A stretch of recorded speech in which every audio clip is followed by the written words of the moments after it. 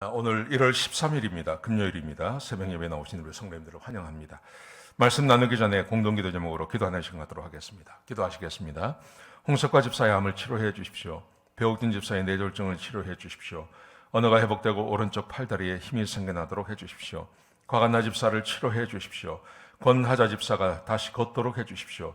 이승학 성도의 뇌종양 치료가 잘 되게 해 주십시오. 권현민 형제를 치료해 주십시오. 김여브라임 형제가 신장 이식을 속히 받도록 해 주십시오. 김시 집사의 뇌종양 치료가 잘 되게 해 주십시오. 김수진 집사의 항암 치료가 잘 되게 해 주십시오. 우한 폐렴으로부터 우리를 지켜 주십시오. 예수님의 이름으로 기도합니다. 아멘. 오늘 본문의 말씀은 빌립보서 2장 1절에서 11절까지 말씀입니다. 사역을 하는 목표, 사역의 목표가 무엇인지 생각해 보는 시간이 되었으면 좋겠습니다. 사도 바울이 사역의 목표에 대해서 빌립보 교회를 향해서 사역의 목표에 대해서 이야기를 합니다. 이렇게 말을 합니다. 그리스도 안에서 너희가 어떤 권면이나 어떤 위로나 사랑의 위로나 성령의 교제나 긍휼이나 자비를 베풀려면, 사역을 말하는 거죠. 권면하는 것, 위로하는 것, 성령님과 함께 교제하는 것, 긍휼히 여기는 것, 자비를 베푸는 것, 이거 다 교회 안에서 성도가 성도끼리 하는 사역이라고 할 수 있겠습니다. 자, 그런데 이런 사역을 하려면 목표가 있습니다. 그 목표가 뭐냐면 2절에 보시면, 그 다음 절에 보시면요, 이렇게 말합니다. 한 마음과 한 뜻으로 하고 같은 사랑으로 하나가 되게 행하라. 권면의 목표, 사랑의 위로, 성령 안에서 서로 교제하는 것, 긍휼과 자비를 베푸는데, 이것의 목적이 뭐냐면 하나가 되어서 해야 된다는 거예요. 그냥 권면하는 것 자체가 목적이 아니라는 겁니다. 이것을 할 때 성도들이 다 한 마음이 되어서 해야 된다는 겁니다. 그런데 보십시오. 여기서 뭐라고 이야기하냐면 다툼이나 허영으로 하지 마라. 똑같은 사역을 합니다. 예를 들어서 긍휼과 자비라는 것은 구제 사역이라고 할 수 있지 않습니까? 근데 그 구제 사역을 하는데 한 마음이 되어서 서로 한 마음, 여기서 말하는 한 마음이 된다는 것은 성도가 한 마음이 되었지만 성도 한 사람 한 사람이 하나님과 한 마음이죠. 그래서 하나님께서 그 사람을 보는 것처럼 그렇게 해야 된다는 겁니다. 그런데 하나님과 한 마음이 되지 않습니다. 다른 사람과 한 마음이 되지 않습니다. 허영과 다툼으로 내 이름을 내고 내가 다른 사람보다 더 나아지고 이렇게 하려고 할 수 있다는 겁니다. 근데 그렇게 해서는 안 된다는 거죠. 그렇게 해서는 안 되고, 보십시오. 오직 겸손한 마음으로 남을 나보다 낫게 여기며 그 일을 해야 됩니다. 우리 한국 사람들은 특별히 세계에서 일을 잘하는 것으로 유명합니다.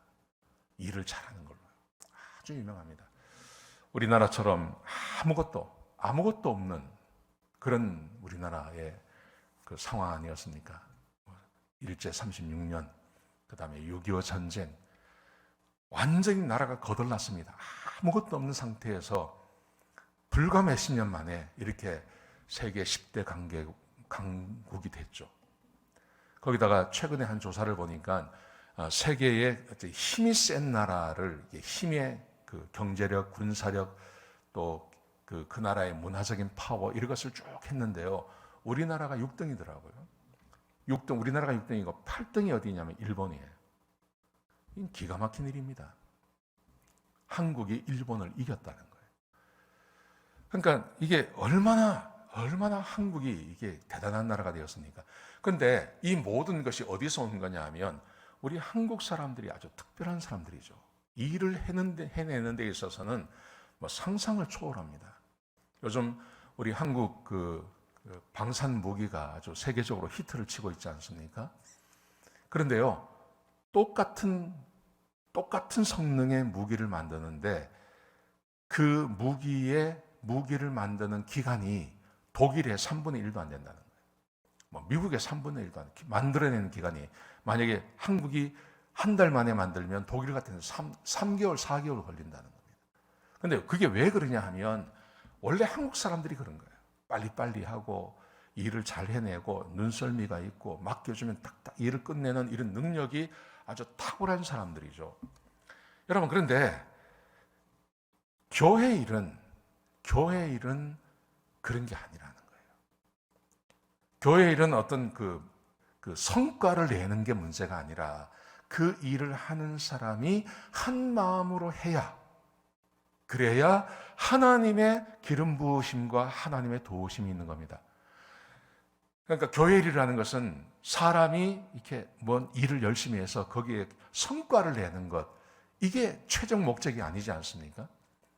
그게 우리가 최종 목적이 아니라 하나님의 도우심과 하나님의 기름 부으심과 하나님이 함께 해주시는 것이 목적이에요. 그래야 일의 결과를 볼 수 있는 겁니다. 어떤 일이든지.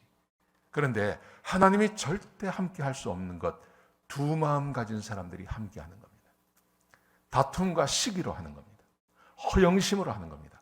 하나님이 절대 함께 하지 않습니다. 일이 좀 느리고 하더라도 한 마음이 되어서 해야 되거든요. 그래서 여기서 보시면 오직 겸손히 여기고 남을 나보다 낮게 여기라고 말씀하십니다. 근데 그것만으로는 부족했던 것 같아요. 그래서 5절부터 8절 말씀해 보시면 너희 안에 이 마음을 품으라 오직 그리스도 예수의 마음이니 예수를 닮아라고 말합니다. 그는 하나님과 동등됨으로 취할 것을 여기지 아니하시고 도리어 자기를 비워 종의 모습을 가지고 사람이 되어 자기를 낮추시기 죽기까지 자기를 낮추시며 십자가에 못 박혀 죽으셨다. 하나님의 말씀에 자기를 완전히 죽여서 그 말씀대로 순종하며 살아갔다는 겁니다. 이게 굉장한 것입니다. 이게 굉장한 겁니다. 자기 성질대로 하지 않고 자기가 하고 싶은 대로 하지 않고 다른 사람의 말을 듣고 그리고 그 말씀에 순종해주고 하는 것, 그게 교회가 하는 일이라는 거예요. 그게 교회에서 모여서 하는 일. 그래야 하나님께서 복을 주신다는 거예요. 그래야 교회가 하는 일에 하나님이 함께 해주시는 겁니다. 하나님의 형통함이 함께 하시고 하나님의 영광이 드러나고 하나님께서 함께 해주시는 것입니다. 매우 중요한 것입니다. 그래서 교회 지도자는 아무나 세우는 게 아니라는 거예요. 자, 오늘 이 본문의 말씀이 좀 은혜가 되었으면 좋겠습니다. 사역을 하는 데 있어서 우리 사역의 목적은 그것은 서로 사랑하며 한 마음으로 한 뜻으로 그리고 하나가 되어서 그렇게 하는 것, 그게 하나님이 우리와 함께 하시는 유일한 방법이라는 것 꼭 기억하셨으면 좋겠습니다. 기도하시겠습니다. 아버지 하나님, 귀한 말씀 주셔서 감사합니다. 주께서 우리에게 말씀해 주셨사오니 우리가 주의 말씀에 순종하게 하시고 하나 되게 하여 주옵소서. 하나님의 영광이 드러나는 모든 교회의 일들이 되게 하여 주시옵소서. 주님 감사합니다. 예수님의 귀하신 이름으로 간절히 기도드렸습니다. 아멘.